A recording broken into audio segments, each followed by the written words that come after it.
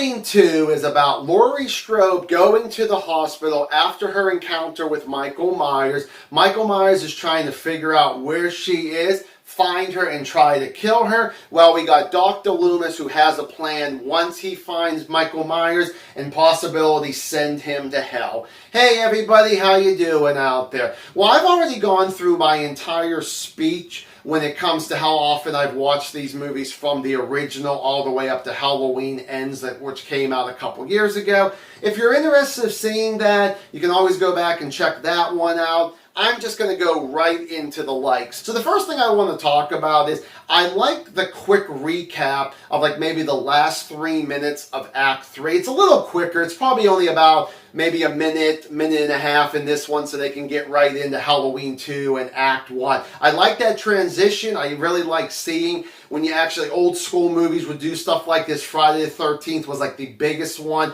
to go from part 2 to part 8, and they would always have something to say about a previous movie, and I always enjoyed that there. Another thing I really like is I really like the beginning credits. I mean, you got the Halloween theme song at the beginning and throughout this movie, which is placed as good as it was with the original. But what I like about this one slightly better than the John Carpenter one is whenever they're zooming in on the pumpkin and they're going through the credits on one side and the pumpkin on another, I like when they get close enough and the pumpkin slowly opens and there's a skull in there. FYI, I think that skull is like the scariest part of this entire movie. You got Donald Pleasance back as Dr. Loomis, and just like the first one, when he's going to open up his mouth, you're going to listen to everything he's going to say. He's going to grab you and just tell you what's going on, and it doesn't feel like it's just like useless information. Plus, he does actually have more to do in this movie than he did in the first one. They definitely upped the blood in this one, where the first one had very little. This one, they really raised the roof. But when you got into the 80s anyways, even like with the first Friday the 13th,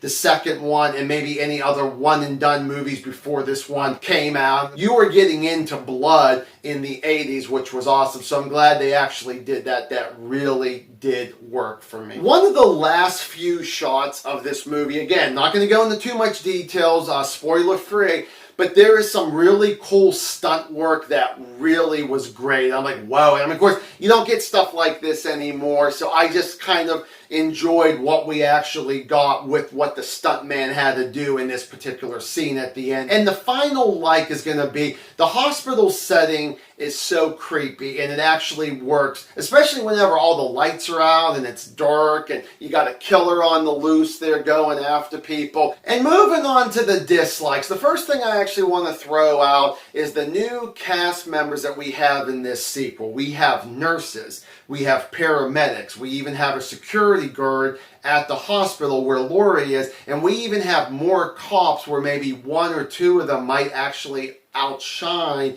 Sheriff Brackett in this sequel, where Brackett was so good in the original. I do not care for any of these characters. I'm not interested in any of them. I'm not engaged with any of them.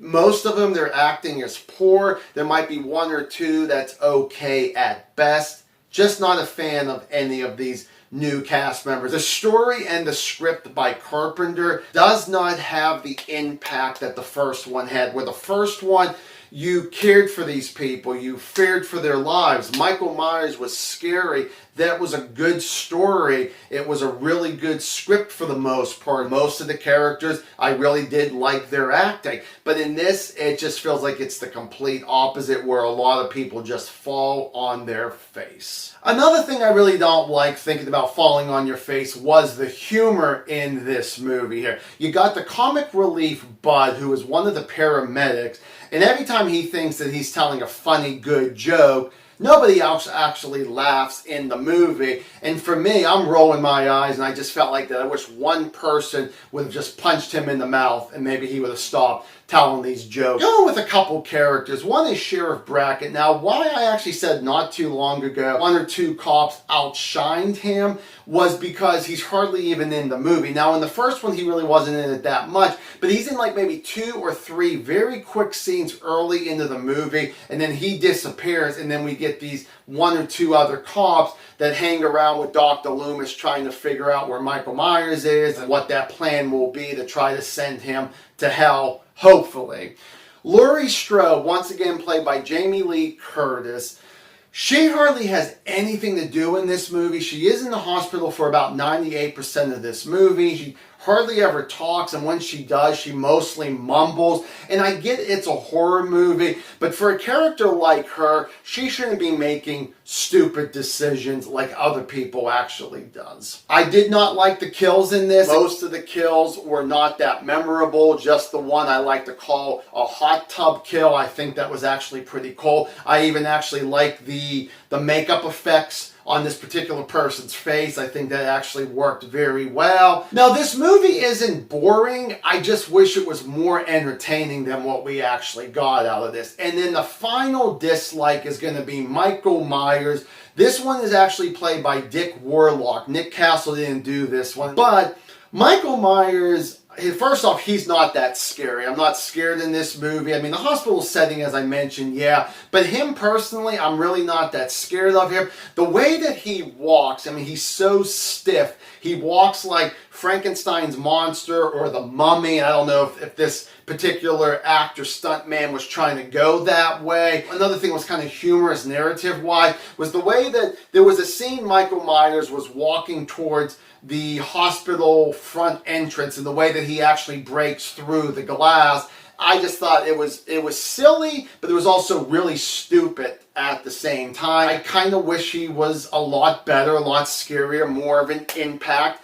Just like the story and the script should have been. And really, he was just like, no. To me, I was just like, eh. Halloween 2, I'm going to go 1.5 out of 4 stars. Have you seen this sequel? Do you like it? Do you not like it? Give me a comment down below. We shall discuss it. So thank you guys so much for watching another video here. I'll see you guys in the next one.